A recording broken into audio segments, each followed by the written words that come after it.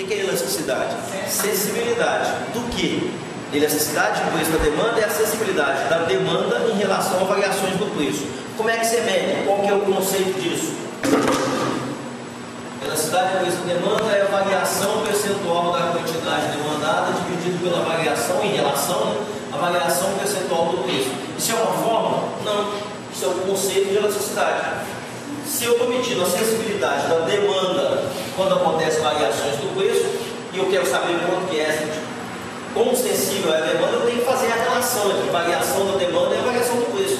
Como é que eu faço essa relação? Dividindo a variação pela outra. Certo? Então, elasticidade do preço da demanda é a variação percentual da quantidade demandada em relação à variação percentual do preço.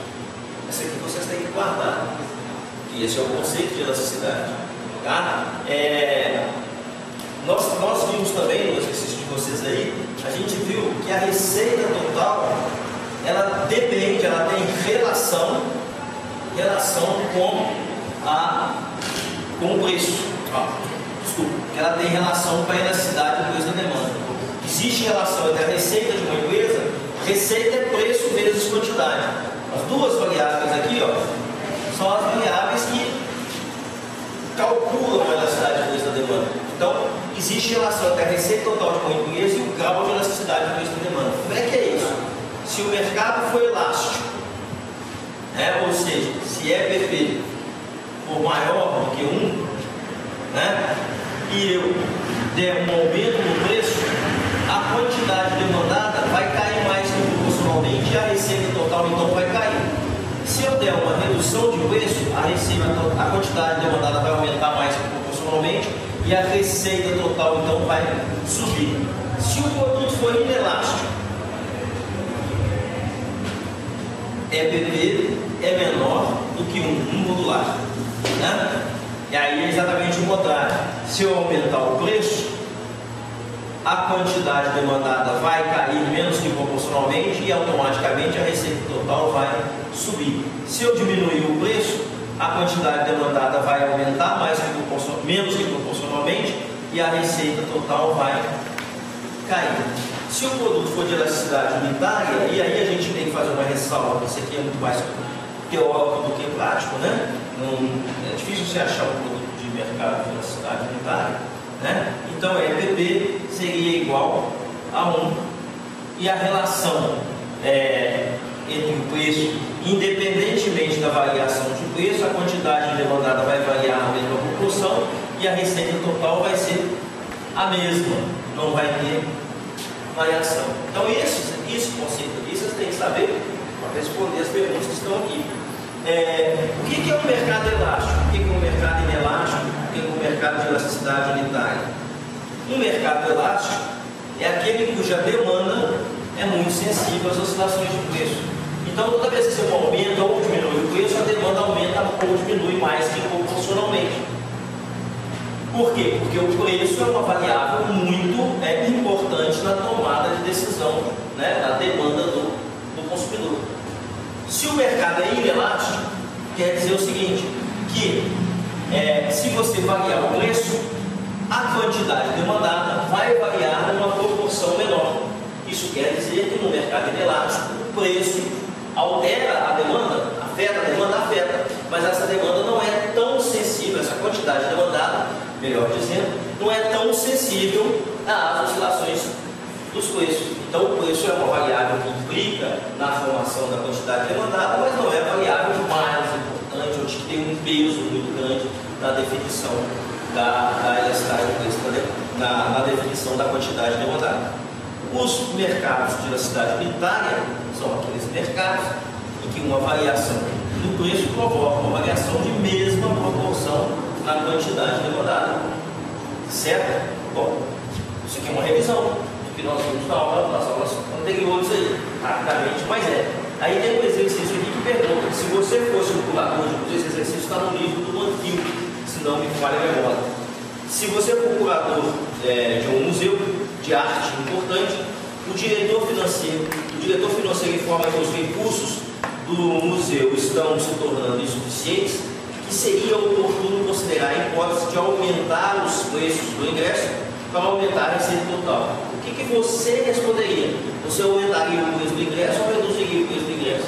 Para você responder isso, você tem que saber se o museu é elástico ou se o museu é inelástico. A gente pode aceitar as duas respostas, mas você precisa justificar por que você está achando que o seu museu é elástico, por que você está achando que o seu museu é inelástico. Certo? E aí vocês vão ver nas apostilas de vocês também que existem algumas variáveis que determinam se os mercados vão ser mais sensíveis ou menos sensíveis às oscilações de preço. Que variáveis são essas? Essencialidade do bem, se o produto que é negociado naquele mercado é essencial, a quantidade de bens substitutos, se tiver muitos substitutos, né? Se tiver muitos substitutos, o produto é mais elástico. Se tiver menos substituto, é menos elástico. Certo? Se tiver muito substituto, é mais sensível. É mais sensível. Se tiver menos substitutos, é menos sensível. Se for essencial, quanto mais essencial, a demanda é menos sensível às oscilações de preço. Quanto menos essencial, a demanda é mais sensível às oscilações de preço. Participação no orçamento do consumidor é uma outra variável. Se é um mercado de preço muito alto, onde o preço tem uma participação muito grande no orçamento do consumidor, esse mercado se torna mais sensível às oscilações de preço. Se é um mercado que tem pouca participação, o preço é pequeno, pesa muito no bolso do consumidor, esse mercado fica menos sensível às oscilações de preço. Percebe? Então, aí você vai classificar o seu museu. Uma pergunta que eu faço para vocês. O seu museu, já que você é o curador desse museu, ele é elástico ou inelástico? Você acha que o seu museu é elástico ou inelástico? O museu é essencial, o museu tem muitos substitutos, você faz as suas coisas, porque aí se você deixar aqui no museu, você vai, né? E aí, você vai classificar o seu museu e vai me dizer por que você está classificando ele como inelástico ou elástico. Classificou como elástico ou inelástico? Vamos lá, eu classifico o meu museu como inelástico, porque ele não é essencial, porque ele não quem vai no museu não está preocupado com o preço do museu. Um cara aqui, né? Eu classifico o meu museu como um museu inelástico. Certo? Se eu classifiquei o meu museu como inelástico por essas razões, qual que é a resposta que eu devo dar? Eu devo aumentar o preço ou diminuir o preço? Bom, se o meu museu é inelástico, eu devo aumentar os preços, porque aumentando os preços a demanda vai reduzir, vai cair menos que proporcionalmente e a minha receita total vai subir. Eu vou lograr isso. Agora, se eu classificar o meu museu como elástico, certo? Elástico, porque tem muito substituto, mesmo no museu o cara pode ir no parque, pode ir no cinema, pode ir no sei o quê e tal, ele não é essencial e aí por isso ele é elástico e tal. Se eu classificar como elástico, o que eu tenho que fazer? Eu vou ter que reduzir os preços, certo? Para a demanda aumentar mais que proporcionalmente, e aí, consequentemente, eu vou ter um aumento da receita. Então, a resposta a essa questão número 1 depende do grau de elasticidade de preço da demanda. Não sei se você pode responder assim também. Depende do grau de elasticidade de preço da demanda. Se for elástico, isso. Se for inelástico, aquilo. Ponto que eu quero é saber se vocês conhecem o conceito de elasticidade e a relação existente entre a elasticidade e o preço, e a relação existente entre a elasticidade e a receita total. É isso que a gente quer descobrir. Beleza? É fácil? Só que você tem que conhecer a matéria. Talvez se eu perguntasse para vocês o que é elasticidade de preço da demanda, vocês iam escrever. Mas o que vocês fazem com esse conceito que vocês aprenderam? Onde é que ele pode ser aplicado? Certo? Respondi o primeiro. Não sei se eu ajudei, mas eu acho que eu respondi. Agora o segundo.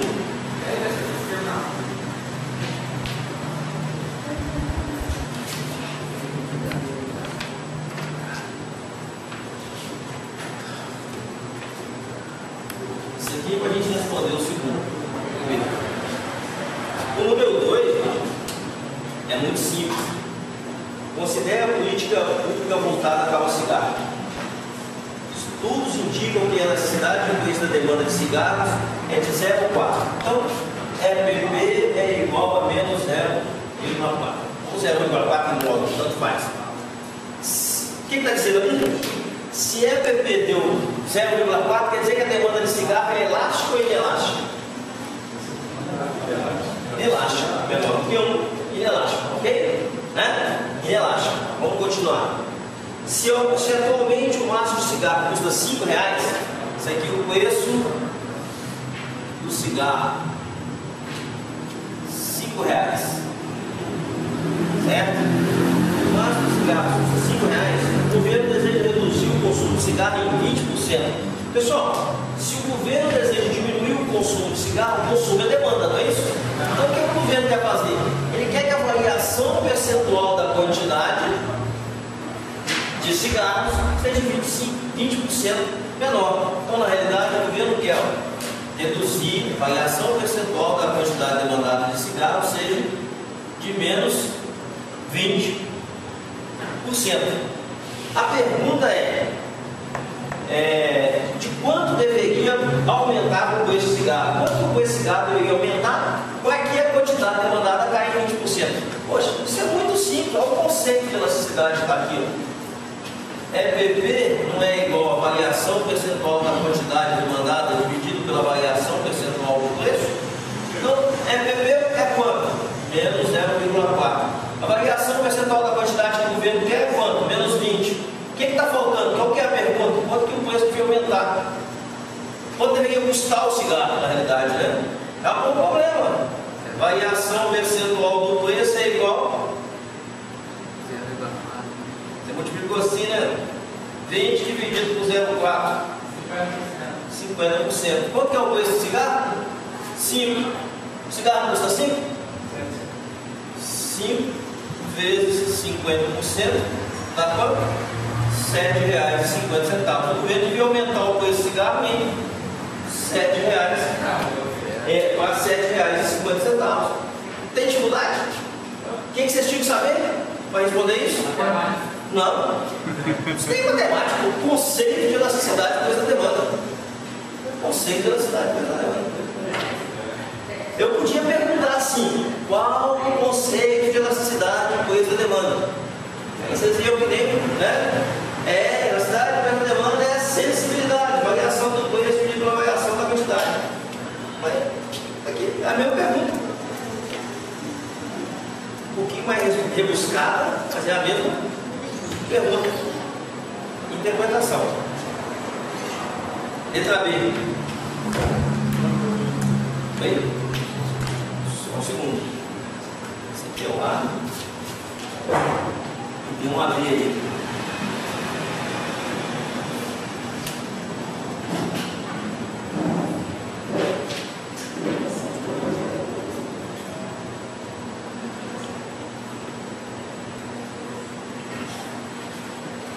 A questão número 3 é da prova do Instituto Rio Branco, para diplomata, né?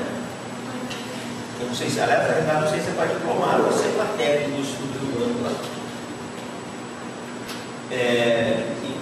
Todas as provas do Instituto Rio Branco, independentemente do lugar que é disciplina básica e economia, tem na prova básica, nas coisas gerais, tem disciplina de economia. Sempre cai essas questões. Aliás, esses conceitos que vocês estão vendo aqui, de elasticidade, de oferta, de demanda, de mercado, eles estão sempre presentes nas provas aí de concursos que estão acontecendo.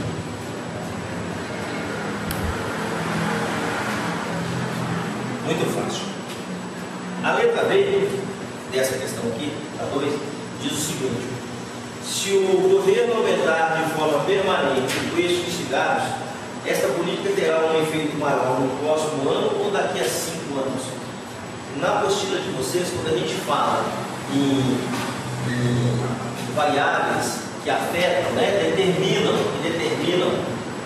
ou melhor, quando a gente fala dos determinantes do grau de elasticidade do preço da demanda, se o mercado vai ser mais ou menos sensível, nós falamos lá de horizonte temporal.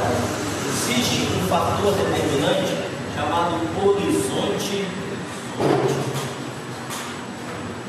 temporal. O que quer dizer isso? O espaço de tempo entre o aumento do preço, ou a variação, aumento ou redução, não faz, o espaço de tempo entre a variação do preço e a sua decisão de adquirir ou não o produto, que a sua decisão de adquirir ou não, se vai adquirir, formar a demanda ou não do produto, certo? Então, quanto maior o horizonte de tempo, eu lembro claramente que eu dei o exemplo aqui de uma frota de táxi em São Paulo. O cara é dono de uma frota de táxi em São Paulo, por exemplo, né? Eu falei que a colega ali, que a gente sabe que é frotista de táxi, hoje ele tem só 15 táxis, mas ele teria 150 nesse exemplo hipotético meu, né? E aí o preço da gasolina subisse automaticamente. Ele guardou a frota de táxi dele no domingo, 2 horas da manhã, e segunda-feira, às 6 horas da manhã, ele saiu de novo a frota inteira, certo? Aí o governo deu um aumento de domingo para segunda, de 30% no valor, estou chutando aqui os números, bem justo, né? De 30% no valor da gasolina. O que ele pode fazer? Os carros dele todos movidos a gasolina. De bate-ponto, muito pouco. Então, quanto menor o espaço de tempo da decisão do aumento para a decisão de consumo, menos sensível o consumidor fica, o mercado fica. Quanto maior o espaço de tempo, se o horizonte de tempo aumentar, não é de domingo para segunda, daqui a 1 mês, 2 meses, ele pode, por exemplo, trocar a frota de táxi, ele colocar gás para reagir, ou colocar motor mais VX 2.0, 1.0, ele pode reagir. Então, quanto maior o espaço de tempo que você tiver entre o aumento, né, a perspectiva do aumento e a sua decisão de comprar, maior será o efeito desse aumento de preço, ou seja, maior será a elasticidade do preço da demanda. Então, diante dessa exposição sobre o horizonte temporal, a letra B você tem que responder da seguinte forma, né? Se o governo aumentar de forma permanente o preço do cigarro, ou seja, o consumidor continuar sentindo o peso do aumento, né, essa política terá um efeito maior daqui a 5 anos do que no próximo ano. Quanto maior o espaço de tempo, se mantiver aquela política autista, quanto maior o espaço de tempo, até porque, né, gente, aquelas pessoas que não estão viciadas, estão no começo do vício, se ele continuar pesando demais no bolso dele, ele vai largar, e ele vai ser menos um viciado, o cigarro é vício, né? E assim sucessivamente.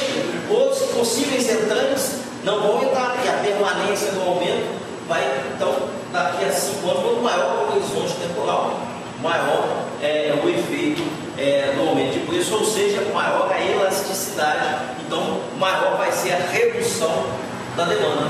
Entendemos? Entendemos? Talvez essa questão vocês tivessem um pouco de dificuldade. Agora tem uma. Não coloca a resposta, não, em 5 anos vai ser maior. Não sei. O que você acha? Oi? Não, eu concordo com o senhor. Legal, então põe aí, Fábio, fala aí. Daqui a 5 será maior? Daqui a 5 anos será maior? Quanto maior o horizonte temporal, perfeito. Quanto maior o horizonte temporal, maior vai ser o efeito, né, da elasticidade, maior vai ser o efeito do aumento de preço. Certo? Opa! Explica. Vou explicar por um outro exemplo, em vez de ser cigarro. Um exemplo real.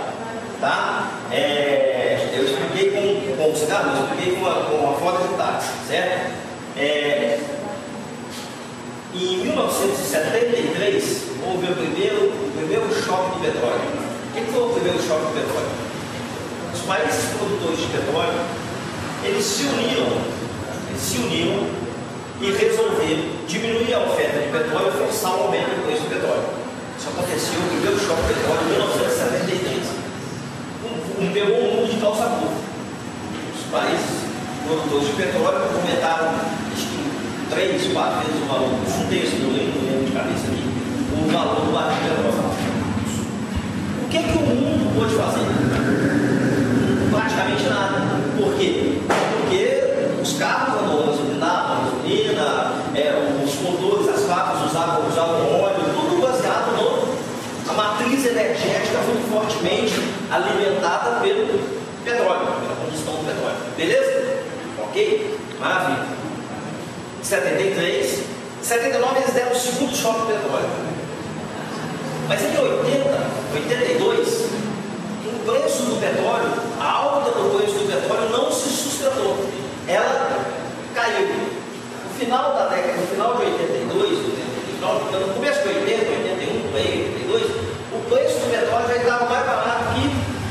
antes do aumento de 73. O preço do petróleo, a alta do preço do petróleo não se sustentou. Por quê? Porque no curto prazo, o petróleo é inelástico. No horizonte temporal menor, o petróleo é inelástico. Por quê? Porque todo mundo dependia daquele petróleo e não podia fazer mais nada. No longo prazo, no passar dos anos, houve outras formas de você economizar esse petróleo. Então a demanda por petróleo caiu, o preço subiu, a demanda caiu mais que proporcionalmente, e a receita, se é elástico, se o preço sobe, a demanda cai mais que proporcionalmente, a receita dos países produtores de petróleo iam diminuir. Aí o que eles querem fazer? Vamos produzir petróleo zoião de novo e vamos deixar o preço cair, porque se está elástico, o preço caindo, eu vou conseguir vender mais proporcionalmente, a minha receita vai subir. Agora vamos dar o exemplo do Brasil. O que o Brasil fez para poder reagir a essa crise do petróleo, esse primeiro choque do petróleo? Quando é que surgiu o carro-álcool? O primeiro carro-álcool surgiu em 1979. Se produziu o primeiro carro-álcool, foi o Golzinho, né? Fiatzinho, Gol, não, Ford que foi o primeiro lançado, não me lembro na cabeça. Foi a Ford, se foi a Volkswagen que lançou o primeiro carro-álcool. Em 1979, 80, os primeiros carro-álcool. Aqui é o programa do álcool brasileiro, ele surge como uma resposta do Brasil a essa dependência do petróleo. Por causa dessa álcool, a gasolina ficou muito cara. E outros países fizeram outras medidas, tomaram outras medidas. E aí o preço sustentou. Quer dizer, quanto maior o prazo, o espaço de tempo, né, mais sensível as pessoas, o mercado fica às oscilações de preço. Por isso que o preço não se sustentou. No curto prazo, todos os produtos tendem a ser mais elásticos, menos sensíveis, né? E no longo prazo, todos os produtos tendem a ser mais sensíveis. Todos os mercados tendem a ser mais sensíveis. Beleza? Isso também nós já tínhamos colocado aí. Agora vamos na terceira. Instituto. Deu certo, Jesus? A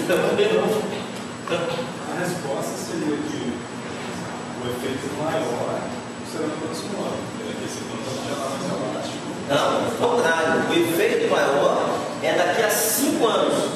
No primeiro ano tem um efeito, mas o efeito que é um efeito.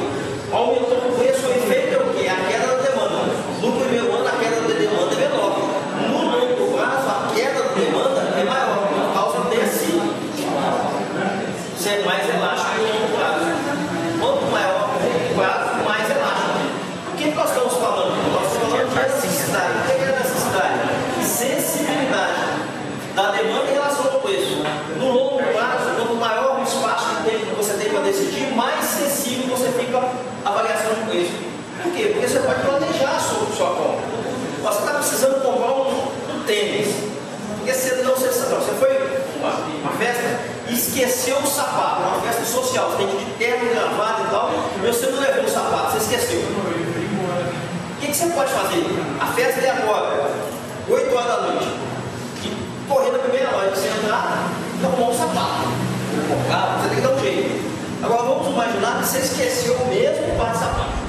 Só que a festa não é agora às 8 horas da manhã, às 8 horas da noite. A festa você foi mais cedo, né? A festa é depois de amanhã. Você vai entrar na primeira loja e comprar um sapato por preço que o cara quiser oferecer. Você tem tempo, você tem um horizonte de tempo maior. Quer dizer que você ficou mais sensível às variações de preço, às oscilações de preço, num prazo maior, porque você tem tempo para se planejar. É a mesma coisa ali. Entendeu? Certo? Vamos na cabeça. 3 é uma questão de concurso, né, do Instituto Rio Branco. A elasticidade de preço da demanda de um bem é fundamental para se compreender a reação da quantidade demandada a mudanças em seu preço. Com relação a esse tema, né, julgue certo ou errado os itens seguintes. É uma questão da CESP, né? CESP que trabalha com esse negócio de certo e errado. É chato pra caramba as provas da CESP por causa disso. Porque uma errada anula uma certa, né? Você marca uma errada, você anulou uma certa que você fez. Vamos lá, letra A. Quando o módulo da elasticidade depois da demanda de um bem é igual a 1, a receita não se altera quando há variações no preço. Isso é certo ou errado? Certo ou errado? Certo. Está aqui, né? O conceito aqui. Quando o módulo da elasticidade depois da demanda de um bem é superior a 1, esse bem tem demanda elástica e a receita total se reduz quando o preço se eleva. Certo ou errado? Certo, né? Bom, tá, beleza. Levou o preço, caiu aqui, caiu lá. Letra C. Bens que têm pequena participação no orçamento do consumidor, no orçamento, tendem a ter uma demanda inelástica em relação ao preço. Pequena participação no orçamento, elas tendem a ter demanda inelástica em relação ao preço. O que vocês acham? Certo ou errado? Certinho também, né? Demanda inelástica. Tendem a ter. Bens essenciais têm demanda elástica em relação ao preço. Errado. Certo ou errado? Errado, né? O bem essencial é aquele que você não pode viver. Você vai precisar, é essencial. O cara que, por exemplo, tem que tomar insulina todos os dias. Dá um exemplo do bem, né? O bem o quê? Nascer, na letra C, um bem. Um exemplo, nascer. O que você entende como um bem que tem pequena participação no orçamento? Tem um preço pequeno, você ganha 10 mil reais, certo? E o que você quer comprar é uma caneta. Caneta que custa R$2. Se ela custar R$2, ou se ela custar R$2,10 ou R$2,20. Agora, em vez de ser uma caneta de R$2, é uma televisão 3D, R$3 mil. Se ela custar R$3.200, que é os mesmos 20% que eu pus lá, né? Ou R$2.800, vamos lá, né? Que essa coisa, essa mesma variação de 3 para R$3.200, menos 20% também dá R$2.800. A canetinha tanto faz, R$1, R$1,20, R$1,80, vai fazer diferença para você. Agora, quando o ganho é mais caro, tem uma participação maior no seu orçamento, né? Aí você já tem mais uma atenção maior aos preços. A quarta questão é a questão de provão também, de provão do bem, esses provão. Antigamente era provão, agora virou ENAD, né? Uma série de eventos no fim de 1900. Tá aqui, ó. É a questão que eu falei, o exemplo que eu falei está aqui, ó. Falei da crise do petróleo, né? Da alta do preço do petróleo. Uma série de eventos no fim de 1973 revolucionou a indústria do petróleo mundial. Em alguns meses, os 13 membros da Organização dos Países Exportadores de Petróleo, OPEP, mais que quadruplicaram, falei que era 3, foi mais, 4 vezes, mais que quadruplicaram o preço em dólares do barril do petróleo bruto. O preço foi de 2,59 o barril para 11,65 o barril. Os países exportadores de petróleo ficaram ricos quase que da noite para o dia, pois a receita oferida com a exportação do petróleo aumentou consideravelmente. Certo? Com base no texto acima, é correto supor que, no curto prazo, já respondi essa daqui, a elasticidade de preço da demanda do petróleo é maior do que 1, elástica, menor do que 1, inelástica, unitária, positiva, infinita. Qual é a resposta? Inelástica, menor do que 1. No curto prazo, a demanda de petróleo é inelástica. Sempre, já tinha respondido. Tem a ver com o horizonte temporal. Curto prazo, qualquer produto tende a ter demanda menos sensível. Longo prazo, qualquer produto tende a ter demanda mais sensível. Então, no curto prazo, a demanda por petróleo é menor do que 1, inelástico. Eu contei essa história para vocês antes de vir aqui, né? Eu já tinha matado essa questão. Na realidade, o que está nesses exercícios aqui é só conceito daquilo que nós já vimos em sala de aula. Talvez a forma de colocar, que pode deixar vocês um pouco mais espantados, né? Suponho que, beleza? Terceira, então, terceira letra B, inelástico. Quarta, obrigado. Quarta letra B, inelástico. Quinta questão. Suponha que o rendimento do consumidor aumentou e que todos os outros fatores se mantiveram invariáveis. Variantes aqui, isso aqui é, né? Variou, constante. O que subiu? Subiu o rendimento do consumidor, ceteris paribus, né? Só o rendimento do consumidor aumentou. Pergunta: qual o efeito provocado sobre a procura de um bem normal? E ilustre o seu raciocínio graficamente. O acordo de concorrência é fácil, acho que essa todos vocês sabem. Vamos lá. A renda, vou escrever aqui resumidamente. A renda aumentou. Eu quero saber o que acontece com a curva de procura ou demanda, que é a mesma coisa, de um bem, primeiro um bem normal. De um bem normal. Bom, para a gente saber isso, qual que é a relação entre um bem normal? Qual que é a relação entre a quantidade demandada de um bem normal e a renda do consumidor? Vocês sabem me dizer?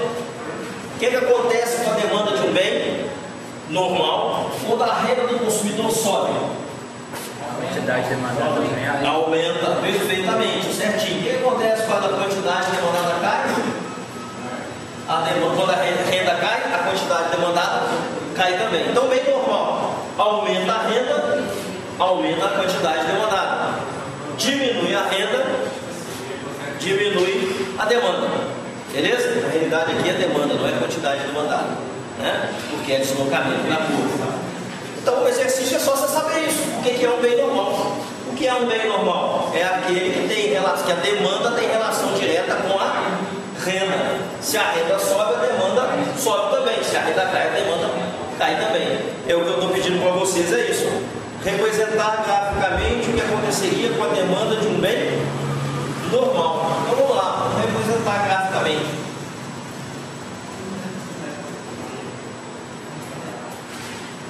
Preço, quantidade, curva de demanda de um bem normal. O que aconteceu? A renda aumentou. Se a renda aumentou, a quantidade demandada vai aumentar ou vai diminuir? A demanda vai aumentar ou diminuir? Aumentar. Demanda aumentar é deslocamento positivo.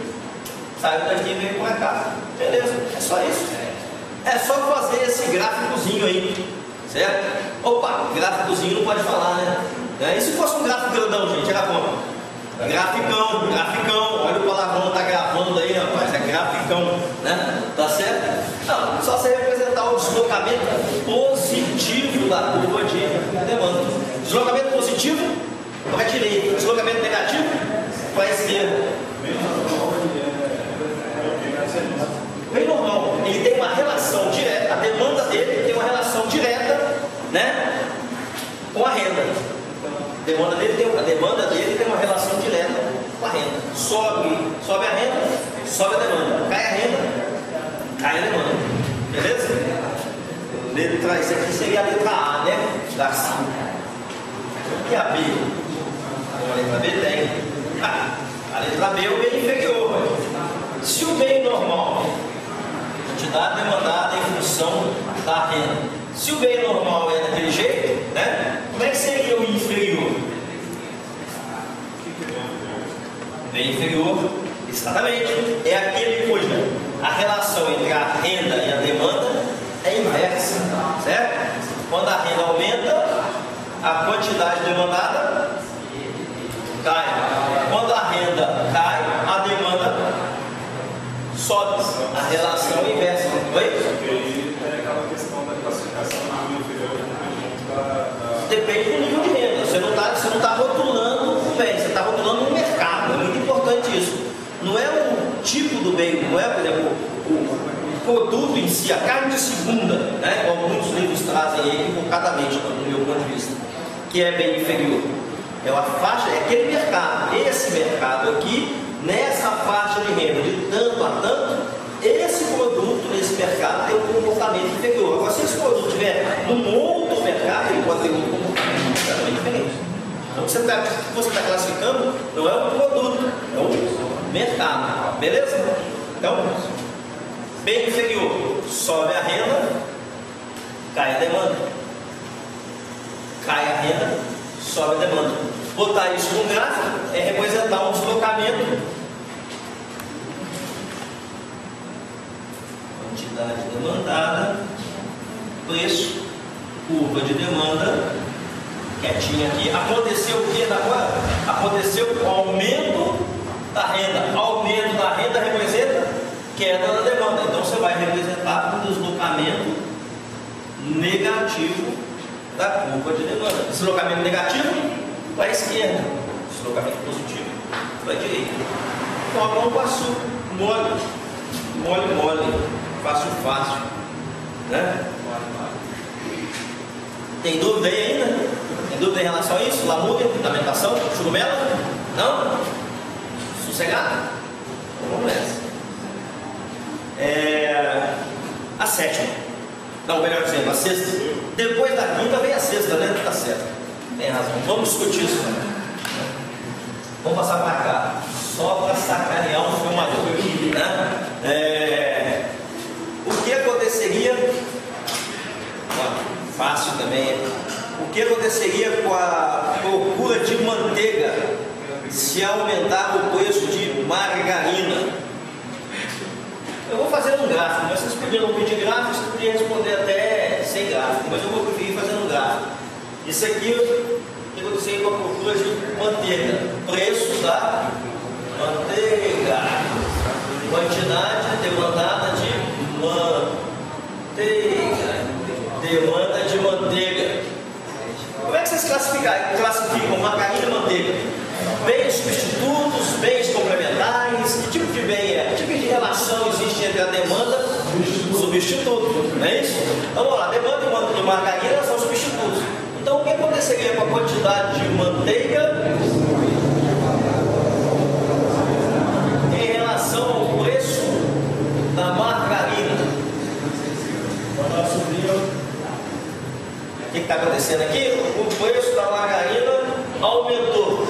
O que vocês acham que acontece com a demanda de manteiga? Aumenta ou diminui? Aumenta perfeitamente, porque é uma relação direta de um bem substituto. Todo bem substituto tem relação direta com o outro. Todo bem complementar tem relação inversa. Quando os bens são complementares, a relação é inversa. Então como é que eu representaria? Subiu margarina, subiu demanda de manteiga. Subiu demanda de manteiga. Estou perguntando o que aconteceria com a demanda de manteiga. Ela iria aumentar, sofreria um deslocamento positivo da curva. A demanda de manteiga iria aumentar. Beleza? Por quê? Porque a manteiga e a margarina são substitutos. Muito fácil essa. Essa é uma boa pessoa. Dúvidas? Lamúrias? Lamentações? Churumelas? Viu como é que é fácil, lindinho? Falei para você que era fácil.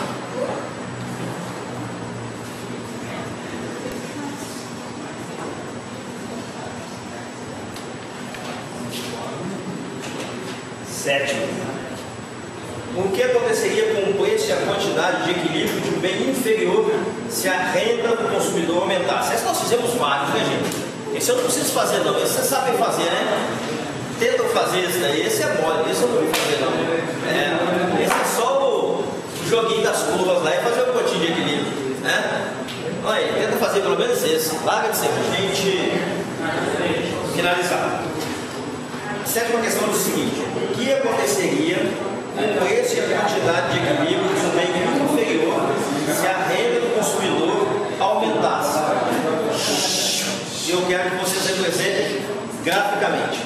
Bom, toda vez que vocês tiverem um exercício que estiver perguntando sobre o que é igual a isso, o que aconteceria com o preço e a quantidade de equilíbrio, ou se estiver dizendo assim, suponha um mercado em equilíbrio, na condição de equilíbrio, o que aconteceria na condição de equilíbrio? Toda vez que estiver falando isso em relação ao mercado, e pedir para vocês representarem graficamente, vocês têm que, o primeiro passo que vocês têm que dar é representar a situação de equilíbrio. Preço, quantidade, curva de oferta, curva de demanda, né? Vamos colocar esse zeguinho aqui para a gente falar que é o inicial. O ponto de equilíbrio é esse único ponto aqui possível, o ponto de interseção das duas curvas. Aí você vai ter aqui um preço de equilíbrio e uma determinada quantidade de equilíbrio. Nessa situação, a demanda é igual à oferta. A esse preço aqui, a demanda é igual à oferta. Agora vamos ao que está exercício. Ó, o mercado está em equilíbrio. O que o exercício está dizendo? Está dizendo que esse mercado é o mercado de um bem inferior. E está dizendo também que a renda do consumidor aumentou. Se a renda do consumidor aumentou, o que acontece com a demanda de um bem inferior? Ela aumenta ou diminui? aqui, ó, sobe a renda, cai a demanda, né? Então o aumento da renda vai afetar a curva de demanda. E vai afetar como? Reduzindo a curva de demanda. Como é que você representa uma redução dessa curva de demanda? É um deslocamento negativo da curva de demanda. Ela sai daqui de D0 e vai aqui para D1, né? Automaticamente esse pontinho de equilíbrio que estava aqui em E0 vai vir para cá. E aí nós vamos ter novo preço de equilíbrio e nova quantidade de equilíbrio. O que aconteceria com o preço de equilíbrio? Aí, o que aconteceria com a quantidade de equilíbrio? Aí, deslocamento negativo da curva de demanda. Pessoal, vou dar uma dica para vocês. Vocês vai dar para escrever aqui. Mas como está gravando, não vou precisar escrever tudo. Ó, toda vez que vocês tiverem um exercício tipo esse assim, que pedir para você analisar o mercado, diante do mercado que estava em equilíbrio, diante de uma nova situação, vocês façam da seguinte forma. Primeiro passo, vocês representem o mercado em equilíbrio, ou seja, faz o gráfico de equilíbrio lá, papá, né? Ó, faz o gráfico de equilíbrio, ó, oferta, demanda, faz o xizinho, gráfico de equilíbrio. Primeiro passo, representa o gráfico em equilíbrio. Vou fazer bonitinho aqui. Ó, esse é o primeiro passo. Oferta, demanda, olha lá, preço de equilíbrio inicial, equilíbrio inicial, quantidade de equilíbrio inicial, beleza. Primeiro passo é representar o gráfico em equilíbrio. Segundo passo, você resolver o exercício, é você analisar a situação e ver qual das curvas, a de oferta ou a de demanda, vai ser afetada pela nova situação. Né? Uma chuva de pedra que atinge a região produtora desse mercado aqui.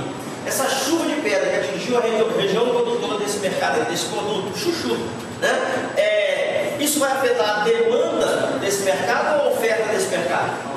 A oferta. O segundo passo, verificar, né? Qual curva vai ser afetada. Beleza? No nosso exemplo agora, essa chuva de pedra vai ser afetada a oferta. A oferta vai ser afetada. Beleza? Bom, se a oferta vai ser afetada, terceiro passo. Como? Como a curva de oferta vai ser afetada? Como essa curva vai ser afetada? Vai ter um aumento da oferta ou uma redução da oferta? No nosso exemplo, na chuva de pedra, vai ter redução da oferta. Ponto. E agora você vai para o quarto passo. Representa no gráfico e veja o novo ponto de equilíbrio. Para ver o que foi? Afetou a oferta. Como? Redução da oferta. Vou representar no gráfico de equilíbrio a redução da oferta. Como é que a gente representa uma redução de oferta? Deslocamento positivo ou negativo? Negativo. Vou deslocar a oferta negativamente. Para lá. Foi para lá. O pontinho de equilíbrio vai vir. Vai vir para cá. Aí eu vou ter agora, vou baixar isso aqui só para colocar um em cima do outro. Eu vou ter agora um novo preço de equilíbrio mais alto e nova quantidade de equilíbrio mais baixa. Isso é uma mão com açúcar. Se você fizer igualzinho o Jack, né, o estripador, por partes, ó, pedaço a pedaço, né, passo a passo, você mata qualquer análise aí de mercado usando esse modelinho simples, cartesiano, né? Simples aí, das curvas de oferta.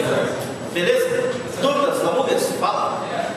É inferior quanto mais grande a situação, certo? Quanto maior a renda, menor. Normal, quanto mais você ganha, mais se consome. Perfeito. E o superior, quanto mais ganha, continua consumindo resultado. Não, o superior é quando a gente acrescenta o conceito de elasticidade de renda, e aí a gente cria uma terceira categoria de bens. Porque sem o conceito de elasticidade de renda, nós temos três categorias de bem. O normal, que você definiu muito bem, sobe a renda, sobe a demanda. O inferior, que você também definiu muito bem, sobe a renda, cai a demanda.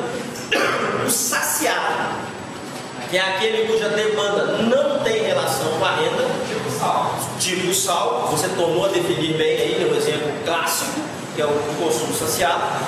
E aí a gente cria uma quarta categoria de bem, que é o bem superior, ou também chamado bem de luxo, certo? Que tem um comportamento de quanto maior a renda, maior a demanda desse produto, só que é um comportamento muito sensível às variações da renda. É como se ele fosse um bem elástico, né, em relação à renda. A quantidade demandada vai aumentar mais que proporcionalmente ao aumento de renda, certo? Então, a elasticidade de renda da demanda de um bem normal, de um bem superior, vai ser maior do que um, enquanto que a elasticidade de renda de um bem normal é maior que zero, né? Então você criou uma categoria, né? Elasticidade de renda de um bem normal é maior que zero, elasticidade de renda de um bem superior é maior que 1. Professor, tipo assim, elasticidade de renda de um bem inferior é menor que zero. Elasticidade de renda de um bem saciado é igual a zero. Fala, cara. bem superior para ele lá, tipo assim, carro de luxo, tipo assim. É bem de luxo, bem de luxo. Pode, é um exemplo de bem de luxo que você tem. O cara passa a ganhar mais, passa a querer muito aquele produto. Não necessariamente você vai ficar aí rotulando produtos. Mais uma vez eu falo para vocês que isso, um mesmo produto pode ser bem de luxo para uma faixa de renda e bem normal para uma outra faixa de renda. Determina aí a faixa de renda. Dúvidas, lamúrias, lamentações, churubelas, Jesus. E eu conheço aqui a quantidade. O mercado em equilíbrio, aliás, o mercado você representa ele sempre com as duas coisas: a de oferta do produto e a de demanda do produto. Como é que você acha o ponto de equilíbrio aqui nesses dois mercados? A curva de demanda é negativamente inclinada, a de oferta é positivamente inclinada. O ponto de equilíbrio é único. Está aqui. Só existe um único momento em que a demanda seja igual à oferta. E essa é a condição básica de equilíbrio, que a demanda seja igual à oferta. Tá certo? Só existe uma única condição que atende a isso aqui, que é esse momento de equilíbrio. Aqui. Então essa é a curva de oferta, essa é a curva de demanda. Esse mercado está em equilíbrio? Está. Então, para esse mercado em equilíbrio, eu tenho um preço de equilíbrio e, consequentemente, eu terei uma quantidade de equilíbrio. Nessa situação, a demanda é igual à oferta. Beleza. Aí o que aconteceu no nosso exercício? Aconteceu que a renda aumentou. E aconteceu também que esse mercado nosso é um mercado inferior, certo? Que tem essa relação com a renda. Quando a renda aumenta, a demanda cai, porque ele é um mercado inferior. E eu quero saber o que vai acontecer com esse preço e com essa quantidade que estavam aqui. Esse preço estava aqui, essa quantidade estava aqui. Eu quero saber o que vai acontecer com eles devido a esse aumento da renda que tem como consequência essa situação aqui. Aí o que eu tenho que fazer? A demanda não vai diminuir? Como é que eu faço para representar aquilo ali? É uma nova situação. Essa situação é a situação inicial. Agora eu tenho uma nova situação, a situação 1. Eu quero representar aquela situação 1. Essa situação 1, que é o aumento da renda, ela vai afetar a curva de oferta ou a curva de demanda? É a curva de demanda. É a curva de demanda que vai se reduzir. Aí eu venho aqui e represento a redução da demanda, que é um deslocamento negativo da curva de demanda. Desloquei a curva de demanda negativamente. Aí esse ponto de equilíbrio já não está mais aqui, esse ponto de equilíbrio não está mais aqui, ele está aqui agora. Porque é como se essa curva aqui, na realidade, ela deixou de existir. Essa curva veio para cá. Por isso que a gente põe 0 e 1. Agora eu tenho, ó, um novo preço de equilíbrio para essa situação 1 e uma nova quantidade de equilíbrio para essa situação 1, certo? Preço novo. O que aconteceu com a pergunta é: o que aconteceu com o preço de equilíbrio? Ele vai cair e a quantidade caiu também. É isso aí. É isso aí. Agora, vamos falar do mercado de câmbio brasileiro. Deixa eu ver se dá tempo. Dá. Ontem, nos jornais, vou pagar esse pedaço. Ontem, nos jornais, foi de que dia? 19, né? Ontem, o governo americano, o Federal Reserve, que é o Banco Central Americano, o presidente do Federal Reserve, que é o Banco Central Americano, deu uma entrevista ontem dizendo que a disponibilização de dólar, né, no mercado americano iria continuar, ou seja, o aumento, a quantidade, a injeção de dólar, né, de liquidez no mercado americano iria continuar. E por causa disso, qual foi a reação do mercado de câmbio no Brasil? A reação do mercado de câmbio no Brasil foi uma queda. O dólar caiu para 2, se não me engano, 2,19, não sei como fechou hoje. O dólar foi ontem, né? O dólar caiu. Estava 2,30, estava 2,19, acho que é isso mesmo. Se estiver errado, não tem problema. O valor não tem problema, o que manda é o contexto disso, dessa matéria que eu estou dizendo. A gente consegue entender isso com esses gráficozinhos aqui, ó. Oferta de dólar, demanda de dólar. Antes da notícia do Banco Central americano. Vou colocar um valor de dólar aqui. Se estiver errado, não tem problema. Acho que era 2,30, 2,32. Era o valor da taxa de câmbio. Antes da notícia. A notícia veio. O que aconteceu com o dólar caiu? Por que, professor, que o dólar caiu? Eu vou explicar para vocês usando esse gráfico aqui. A demanda por dólar no Brasil, certo? A demanda por dólar no Brasil estava muito grande, porque imaginando que não haveria mais aumento da liquidez, disponibilização de liquidez na economia americana, muitos investidores estavam deixando de vir para o Brasil, vou colocar aqui os dólares, estou retirando daqui para poder colocar nos Estados Unidos, imaginando que a taxa de juros pudesse vir a subir, certo? Agora que se vai manter o nível de liquidez, quer dizer que a taxa de juros lá vai continuar baixinha, muito próxima de zero. Aí é assim, essa demanda que estava grande no dólar, ela tende a se deslocar. Não vai ter mais essa demanda exagerada do dólar aqui dentro. E aí, esse ponto de equilíbrio vai se deslocar para cá. E aí o dólar, se os números estiverem errados, não tem problema. Fechou 2,19. Esse fechou isso? Confirmado? 2,19. O preço do dólar caiu. Aí vocês todos ficaram experts em mercado de câmbio. Com um gráficozinho simplesinho. Não tem problema não. Se for graficão, né? Aí não dá para lá fora, não tem problema. Tá certo? Um gráfico pequenininho. Né? Um grafiquinho. Né? Tá certo? Simples. Por quê? Porque houve um deslocamento. Tá? Ou que poderia também ser entendido num futuro próximo, os outros investidores continuassem voltando no Brasil a curva de oferta de dólar, poderia vir para cá também, olha lá, sai, estamos lá nos 2,19, sem problema. Aí esse câmbio vinha para cá, viria para cá, tá certo? E é a mesma. Para cá não, desculpa, fiz uma errinha aqui, daqui não, volta aí na gravação. Né? Esse 2 não está mais aqui, esse 0 difícil, ela viria para cá, ó. E aí o dólar, sentido do dólar, mudou, era de alta, agora mudou por causa dessa notícia.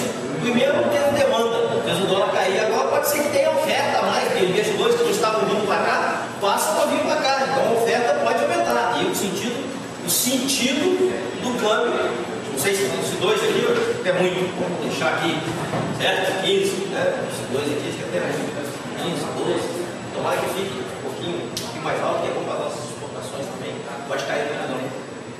Ok? Com o gráfico a gente consegue ir brincando. Se vocês aprenderem a brincar com as curvinhas, vocês vão entender.